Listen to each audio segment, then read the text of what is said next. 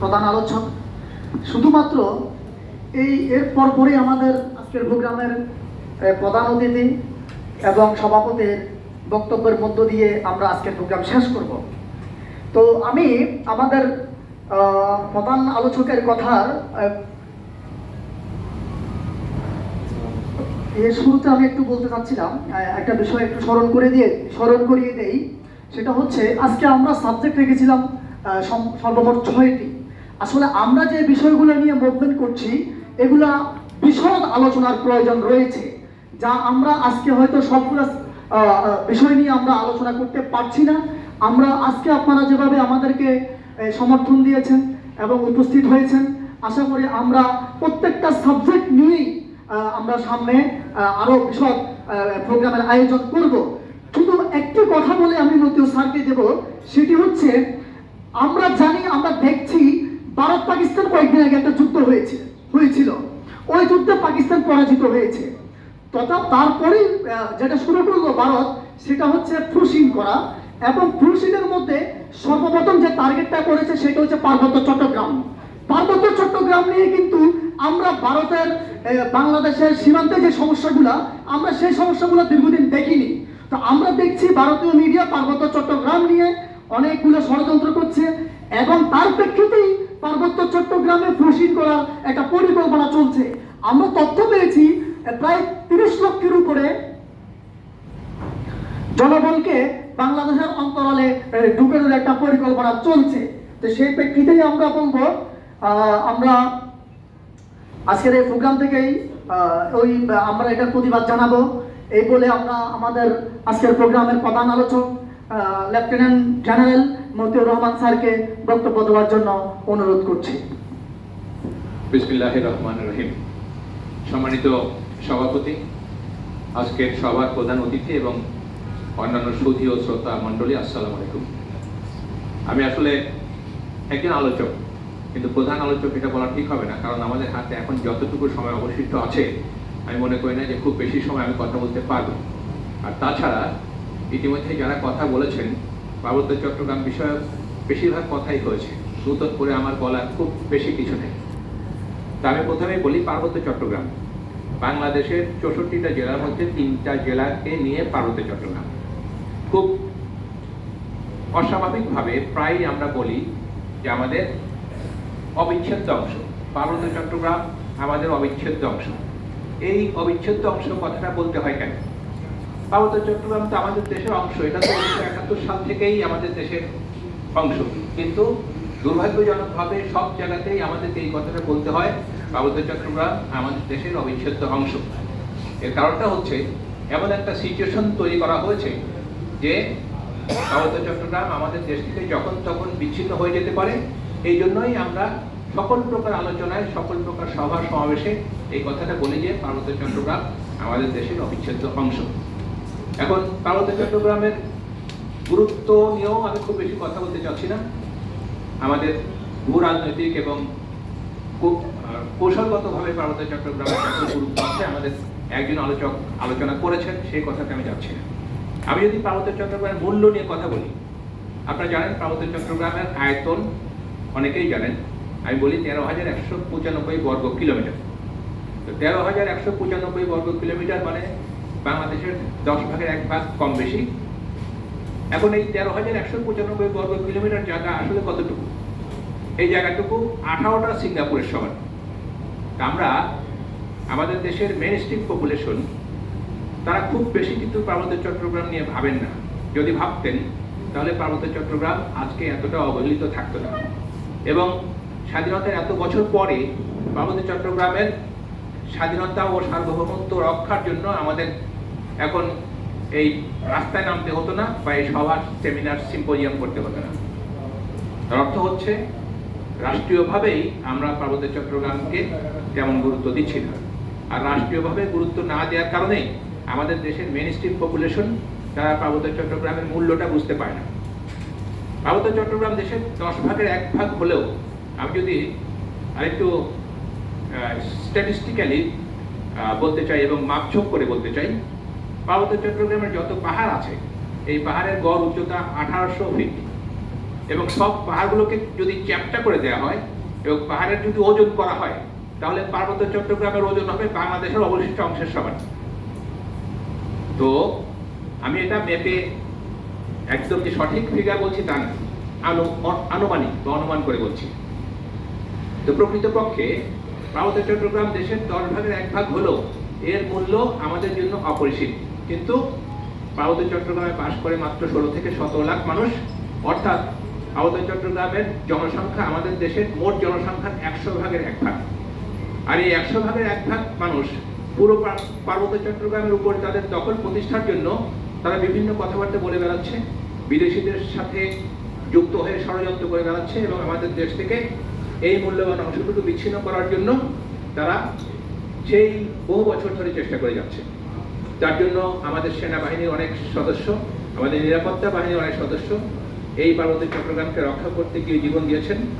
অনেক মানুষ শুধুমাত্র তাদের সাথে রক্তক্ষয়ী সংঘর্ষে যে নিহত হয়েছেন তাও না, বহু মানুষ পার্বত্য চট্টগ্রামে আমরা যারা চাকরি করেছি, আমরা কঠিন ম্যালেরিয়ায় আক্রান্ত ছিলাম, অনেক মানুষ পার্বত্য চট্টগ্রামে মারা গিয়েছে, অনেকের সেরিব্রাল ম্যালেরিয়া হয়ে অঙ্গহানি হয়েছে, অনেকের পার্বত্য চট্টগ্রামেই মৃত্যুবরণ করতে হয়েছে, অনেককে পরেও পার্বত্য চট্টগ্রাম থেকে বের হয়ে বাইরে গিয়ে মৃত্যুবরণ করতে হয়েছে। এর পাশাপাশি পার্বত্য চট্টগ্রামে বসবাসরত আমাদের বাংলাদেশি জনগোষ্ঠী যারা মোট জনসংখ্যা, অর্থাৎ পার্বত্য চট্টগ্রামের মোট জনসংখ্যার অর্ধেক বা অর্ধেকেরও বেশি, তাদের সাফারিং, তাদের বঞ্চনা, তাদের যে বছরের পর বছর তারা যে পরিমাণ অত্যাচার নির্যাতনের শিকার হয়েছে সেটা অবর্ণনীয়। একজন বলেছেন যে পার্বত্য চট্টগ্রামে যদি বাঙালি বা বাংলাদেশি না থাকতো তাহলে পার্বত্য চট্টগ্রাম এতদিন আমাদের দেশের অবিচ্ছেদ্য অংশ থাকতো না। আমি তার এই কথার সাথে সম্পূর্ণ একমত। এবং ওই সময়ে আমাদের তৎকালীন নেতা শহীদ রাষ্ট্রপতি জিয়াউর রহমান তার এই দূরদৃষ্টির কারণেই কিন্তু পার্বত্য চট্টগ্রামে এখনো বাংলাদেশি জনগোষ্ঠী আছে এবং আমি তাদের প্রতি কৃতজ্ঞতা প্রকাশ করি। আমি একসময় পার্বত্য চট্টগ্রামের জিওসি ছিলাম প্রায় 2.5 বছর, 2020 সালের শেষ পর্যন্ত, 2018 থেকে। তখন আমি বাঙালি জনগোষ্ঠীর বিভিন্ন দুর্দশার বিষয়টি জেনেছি, দেখেছি খুব কাছে থেকে। তার আগেও আমি পার্বত্য চট্টগ্রামে আরও 2-3 বছর চাকরি করেছি, 2-3 বার। তো সব কিছু মিলেই পার্বত্য চট্টগ্রামের বিষয়ে আমাদের বাঙালি জনগোষ্ঠীর যে অবদান, এটা স্বর্ণাক্ষরে লিখে রাখার মতো। এবং আমি তাদের প্রতি মনে করি পুরো দেশবাসীর কৃতজ্ঞতা প্রকাশ করা উচিত। তারা যে পরিমাণ কষ্ট করেছে, যে পরিমাণ সাফার করেছে পার্বত্য চট্টগ্রামের জন্য। এখন অনেকেই বলতে পারেন যে পার্বত্য চট্টগ্রামে অন্যান্য পাহাড়ি জনগোষ্ঠী যারা আছে তাদের সাথে আমাদের সম্পর্ক বা তাদের প্রতি আমাদের টান মমতা কতটুকু। আমি বলতে চাই অনেক। একটু আগে একজন বলেছেন, শাহাদত বলেছেন যে আমরা তাদের ভালোবাসি অথবা কতটুকু ভালোবাসি। আমি মনে করি আমরা তাদেরকে অনেক ভালোবাসি। তাদের জন্য আমাদের যে মায়া মমতা, এটি কোনোভাবেই কখনোই বাংলাদেশি জনগোষ্ঠীর থেকে কম ছিল না, বরং বেশি ছিল অনেক ক্ষেত্রে। আমি তো বলতে চাই যে 1989 সালে আমি পার্বত্য চট্টগ্রামে প্রথম চাকরি করা শুরু করেছি এবং পার্বত্য চট্টগ্রামে আমি এমনও জায়গা দেখেছি যে আমাদের সেনাবাহিনী পার্বত্য জনগোষ্ঠী গভীর জঙ্গলে যারা বসবাস করে তাদের হাতে প্রথম প্যারাসিটামল ট্যাবলেটটা আমরাই দিয়েছি। অনেক পার্বত্য মানুষের হাতে প্রথম প্যারাসিটামল ট্যাবলেট এবং অন্যান্য ওষুধপত্র আমরা দিয়েছি, যা তারা আগে কোনো উৎস থেকেই পায় না। পার্বত্য চট্টগ্রামে বসবাসরত বা পার্বত্য চট্টগ্রামের মধ্যে গভীর অরণ্যে বসবাসরত মানুষকে আমরা হেলিকপ্টার দিয়ে ইভাকুয়েশন করেছি। এই সেদিন আমি করেছি। 2020 সালে আমি পার্বত্য চট্টগ্রামে জিওসি থাকাকালীন একজন প্রসূতি মহিলা পাহাড়ি, তাকে আমরা হেলিকপ্টার যোগে স্থানান্তর করে সম্মিলিত সামরিক হাসপাতাল চট্টগ্রামে চিকিৎসা দিয়েছি এবং তার জীবন বাঁচিয়েছি। ভাল্লুকের কামড়ে আক্রান্ত একটা ছোট পাহাড়ি বাচ্চাকে আমরা হেলিকপ্টার দিয়ে ইভাকুয়েশন করেছি। সুতরাং ভালোবাসার দৃষ্টিকোণ থেকে আমি বলতে চাই যে পাহাড়িদের জন্য এমন কিছু নাই যা আমরা করি নাই, কিন্তু দুর্ভাগ্যজনকভাবে তারা কখনোই এটি স্বীকার করতে চায় না, বরং বিভিন্নভাবে সেনাবাহিনীর অবদান এবং সরকারের যে অবদান আছে পার্বত্য চট্টগ্রামের পাহাড়ি জনগোষ্ঠীর জন্য সেটিকে তারা স্বীকার করতে চান না। তো এখানে অনেকেই অনেক রকম কথা বলেছেন। শান্তি চুক্তি নিয়ে একটি কথা বলেছেন ব্রিগেডিয়ার জেনারেল জিয়া স্যার, খুব ভালোভাবে বলেছেন যে প্রকৃতপক্ষে শান্তি চুক্তির কোনো ভিত্তিই নেই।